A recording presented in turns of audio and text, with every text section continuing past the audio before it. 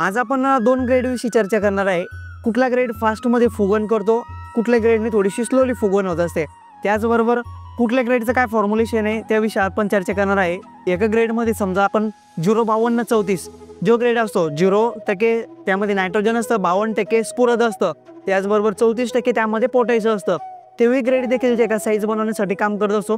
दुसरा जो ग्रेड आहे तो म्हणजे की 04247, तर त्यामध्ये 0% नत्र असतं, 42% स्फुरद असतं, 47% त्यामध्ये पालाश असतो, बरोबर आहे।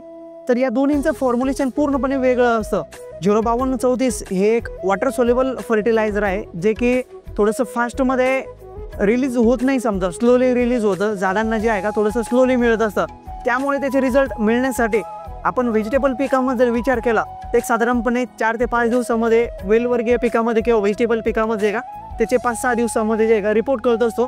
त्याचबरोबर जो दुसरा ग्रेड आहे तो म्हणजे की 04247 हा ग्रेड जे आहे का याचं फॉर्म्युलेशन पूर्णपणे वेगळं आहे, ऑक्साईड फॉर्म्युलेशनमध्ये असतं आणि प्लांटला किंवा झाडांना फास्टमध्ये उचलून देण्यासाठी अपटेकिंग होण्यासाठी अतिशय चांगल्या प्रकारे जे का ते काम करत असतं। जसं की व्हेजिटेबलमध्ये जर आपल्याला कुठल्याही पिकाची साईज जर बनवायची असेल तर आपण एक साधारणपणे 04247 ॲज कम्पेअर 05234 जर आपण दिलं तर आपल्याला एक साधारणपणे 3 ते 4 दिवसामध्ये जे का त्या ग्रेडचे जे आपल्याला रिझल्ट दिसत असतात।